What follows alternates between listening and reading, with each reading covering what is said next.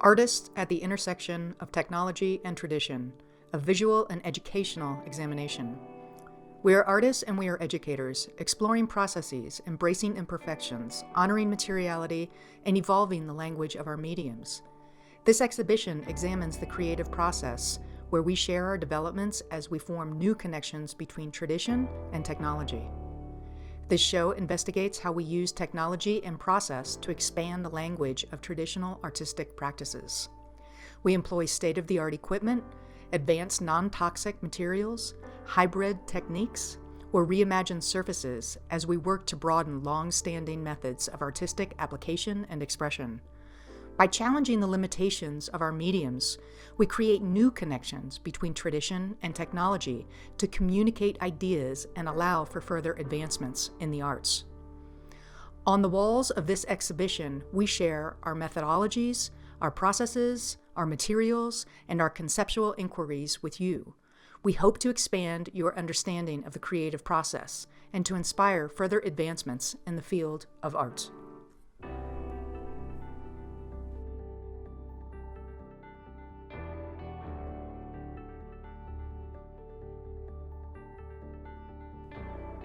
Here is the written artist statement for Teresa Nichols. I am a visual artist and a longtime educator in the arts. In both professions, I have found the act of sharing knowledge to be central to my practice. In this exhibition, I focus on an open process where the steps, materials, and tools become part of the dialogue I create. While my intent is to inform on my process, I like to have a concept that thematically unifies the body of work produced. The concept I present here falls under the topic of climate change. Specifically, what solutions exist today for an individual to effect positive change on the environment? We often ask, what can I do? And this series will give direction for action, as well as educate about ways we are creating change through existing efforts. The body of work itself is produced in a manner that is sustainable, non-toxic, and made with minimal material use, to both support the concept and show how we can achieve individual environmental goals. This is made possible through several recent technological advances in my medium, as well as a selection of more environmentally conscious supplies and substrates only recently made available. For more details, see the process area of the exhibition, as well as the video showing how the plates and prints are produced.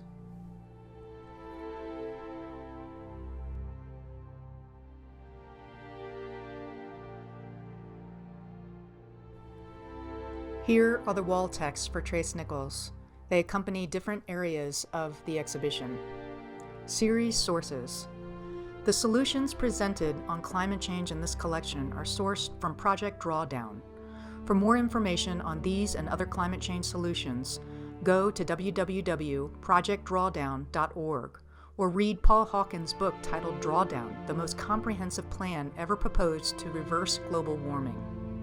The photographs used in this collection are sourced from the Library of Congress's public domain image repository. They were acquired from their Prints and Photographs online catalog. Individual source numbers are on the title cards. For more information on the photographs, go to www.loc.gov/pictures. Plate making process. The photogravure plate making process is a direct-to-plate method where the image is inkjet printed onto solar plates, exposed to UV light, and developed in water. This method removes highly toxic substances and additional consumables required from more historic approaches of etching plate creation. These are the tools and materials used to create the plate: solar plate, UV light source, which could be the sun, inkjet printer, water, recycled newsprint. Printmaking process. The printmaking process uses non-toxic and sustainable materials in a water-based application. Even the cleanup process forgoes the use of toxic solvents. These are the materials used in the printmaking process: solar plate with etched image, bamboo printmaking paper, Aqua water-based printmaking ink, tarlatan wiping cloth, recycled phone books, water, recycled cardboard, baby oil for cleaning.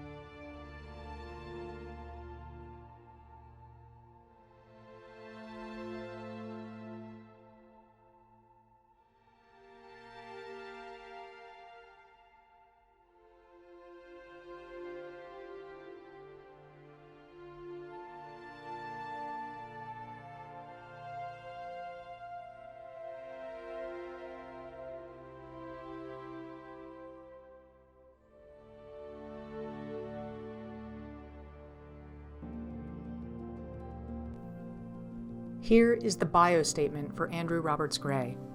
Andrew Roberts Gray is an artist whose layered work references a number of discrete cultural traditions, including science fiction, the history of the painted landscape, and the development of the thinking machine. His studio is located at SAW, Studio for Arts and Works, in Carbondale, Colorado. He enjoys the art mentoring process as well as collaborating with other artists. His studio work involves practicing brushwork, material experimentation, printmaking, the metamorphosis of mistakes, and research. Mr. Roberts Gray is represented by Michael Warren Contemporary in Denver, Colorado. He lives with artist Annette Roberts Gray in Carbondale. Here is a statement from Andrew Roberts Gray on the series known as Loom. The Loom collaborations between weaver, painter Kate Talmadge and I developed from multiple conversations at our studios. In these, we saw parallels between the loom used in weaving with Kate's work and my incorporation of the evolution of the computer into the multiple layers of my work. Recognizing that the punch card used to program the Jacquard loom in the early 1800s could be adapted, Ada Lovelace, mathematician and computer scientist, foresaw that this same punch card system might be used to program the future computer. Our desire was to create abstract works that explored this relationship. We were determined to make binary pieces composed of one woven panel and one painted and printed panel. In some of the works, Kate made a weaving first, and then I would respond by creating a panel. In others, I would paint and print a panel first, to which she would respond. It was fun and challenging to communicate non-verbally with another artist using the objects of creation through weaving and painting, leading to the completion of each work. This project fit well with my desire to talk about specific historical moments in the evolution of the computer. One could make the argument that the loom is a type of computer with the warp and weft arranged digitally. Weaving is a time-demanding process of calculation and methodical concentration, so I wanted to honor that by making my painted panels layered, intricate, and dense. Among the printed layers are the first computer program, images of the Hindu god Ganesha, and an opt-art pattern, and a section of the 80186 Intel processor diagram. The large painted panel for the work, ADA, was 14 layers. This is the number of layers that the Cray supercomputer, circa 1979, had in each of its processor boards. I believe beauty and art from the artist's commitment to his practice and a constant attention to what is meaningful and urgent. Kate and I hope you will enjoy these pieces for their physical beauty as well as the ideas and histories that underpin them. This is a statement from Andrew Roberts Gray on his body of work called Processor. The Processor works began in November of 2016. I had a sheet of mirrored plexiglass that had been painted and sprayed. As an experiment, I borrowed the sandblasting cabinet a friend used for his work.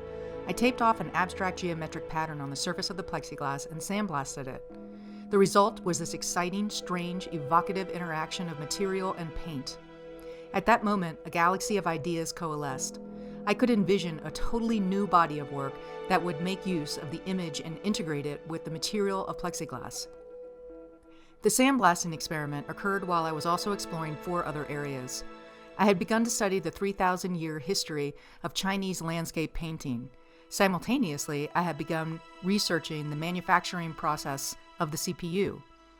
The story of the Hindu god Ganesha was in my dreams and thoughts. And lastly, I had begun to return to my lifelong interest in science fiction reading both contemporary and classic works. The sandblasting gelled with these ideas.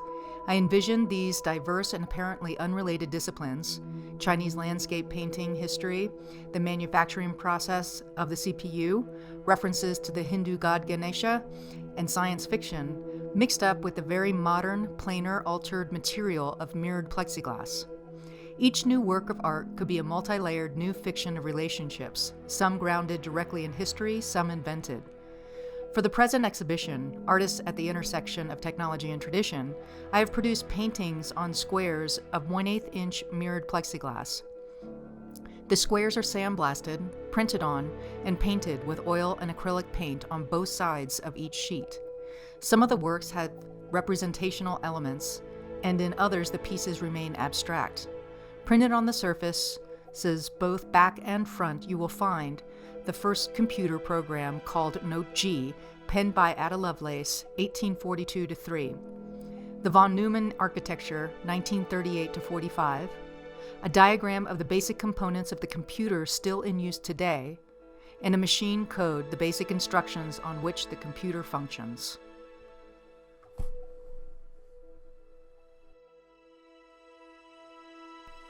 Here is a statement from Andrew Roberts Gray on the body of work titled Transparent.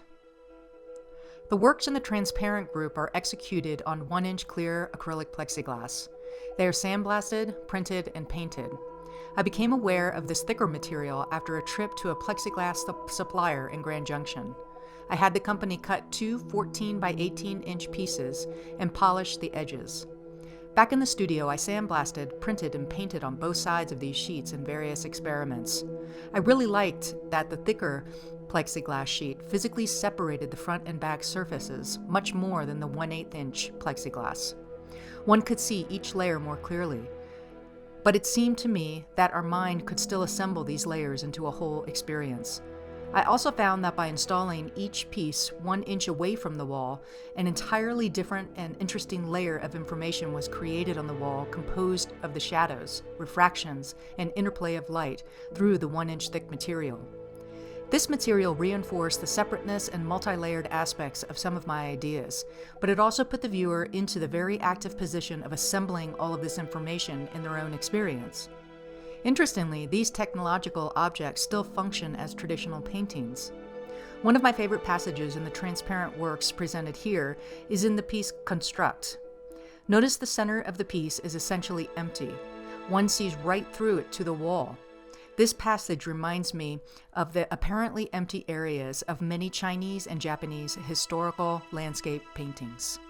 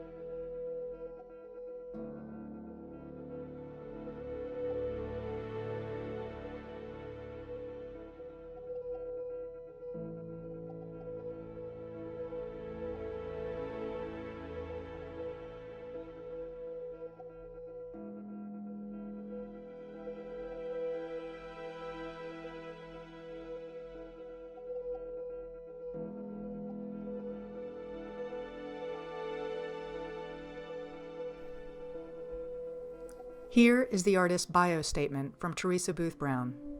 Teresa Booth Brown is an artist and teacher best known for her use of collage in oil painting, mixed media drawings, and printmaking. Her collage materials come from a wide range of sources, including fashion magazines, discarded teaching materials, and obsolete textbooks. Strong color, abstracted imagery, and architectural geometry distinguish her work. Teresa studied at Reed College, the Museum Art School, and Bennington College, and continues a teaching tradition focusing on the identification and development of uniquely individual directions for artists. She is the Artist Programs Coordinator for the Aspen Art Museum, teaches at the Picken County Jail, and is summer faculty at La Napoule Art Foundation in the south of France. She has been awarded residencies at Skowhegan School of Painting and Sculpture, Anderson Ranch Arts Center, and UCross Foundation, and the American Academy in Rome. She is the 2019-2020 recipient of the Marion International Fellowship Grant. Here is the artist's statement for the Neo-Quietism Project by Teresa Booth Brown. This project by Teresa Booth Brown explores the meditative and restorative potential in the experience of looking at and making abstract art. This project was originally developed through the generous support of the Marion International Fellowship for Visual and Performing Arts Fund of the Fredonia College Foundation, State University of New York at Fredonia, 2019-2020. Research for the project was also created with the support of a residency at the UCross Foundation, UCross, Wyoming, 2019. Collages for meditation are one small part of the Neo-Quietism project. The images that you see were first created as small collages. Scanning and printing technology was used to enlarge the images, thereby changing their scale and impact. Please visit https://neo-quietism.blogspot.com for more information.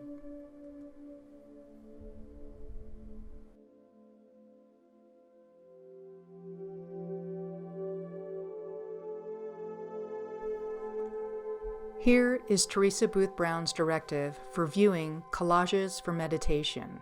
1. Choose one of the images to use for your meditation. 2. Sit or stand comfortably and relax while looking at the image. 3. Get ready by taking a few relaxed in-breaths and out-breaths. 4. Start by concentrating on any color, shape, or line within the image for one in-breath and one out-breath. 5. Then move on to an adjacent color, shape, or line for the next in-breath and out-breath. 6. Move through the whole image by moving from each color, shape, or line to the next with each in-breath and out-breath. 7. Recognize that other thoughts may come, acknowledge them, and let them go, bringing your focus back to the image. 8. Move through the entire image in this way until you have looked at each part of the image.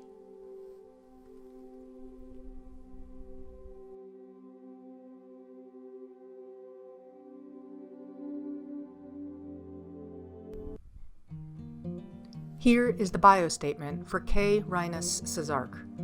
I use familiar iconography to convey my story. A house, a bird, a tree, thread, a cup, a pillow, a branch, a hand, or a button from my grandmother's collection. I narrate situations and conditions through compositions that address emotions and predicaments. Some are calm and easy, and some not as gentle. I illustrate the delicate nature of life itself, the precious and challenging moments that are forever changing and fleeting. My Inquisition explores balance and off-balance, which draws upon memory. Materials and content are at the heart of what inspires and guides my work and my making process. My drive to investigate materials and technology enhances my ability to express my ideas fully. Whether it is a cup, a sculpture, a digital image, or an installation, all demand the same attention to detail and to process.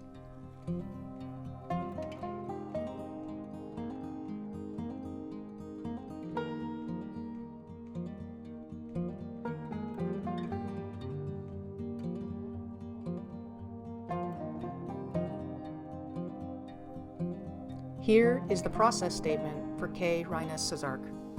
Quote, "As with all terminology, the use of post-digital requires closer examination. Saying post is of course not the same as saying after digital, as if the digital movement has passed and we are now moving into a new phase. Digital technology isn't going anywhere, and neither is the system of logic that came with it. What the post-digital describes is a world that has been reformulated by the digital movement, and where a digital mindset is inextricably entangled with our existence, whether or not the digital technology is actually present." Jonathan Openshaw, Post-Digital Artisans. In the work for this exhibit, Art at the Intersection of Technology, I chose to focus on the modern tool belt. I explore using laser engraver, 3D printing for models, and 3D direct printing of clay. The laser was used to cut acrylic and paper and to burn photographic images into archival paper. I used both digital and traditional prints made on an etching press. The exhibit afforded me the opportunity to focus on fusing the hand and machine. I incorporated ideas that include the use of both tools. Perception of what technology is differs from person to person. How that impacts our work as artists is individual. In my reading and research, I collected and read a book titled Digital Handmade by Lucy Johnston. For me, this book sums up the modern craftsperson's curiosities. This book reconfirmed and questioned my making processes, and it supports my belief that we are in the midst of an exciting post-digital industrial revolution. I view technology as another tool for an artist's tool belt, a modern tool belt. Artists are natural collaborators with the machine and have been historically. 3D printing and modeling has seeped into almost every aspect of design and culture. Food can be 3D printed, prosthetics are printed, human tissue is printed, and houses are printed out of concrete that you can live in. It is an effective tool across disciplines and trades. It is a natural marriage of progression that artists utilize technology to achieve and push their ideas to become reality. There is a misconception that the hand is not involved in the creation of artwork created by collaborating with machines. I would have to argue there are just as many decisions my hands and my mind are making, and my colleagues' hands who have assisted me in the process of using these tools.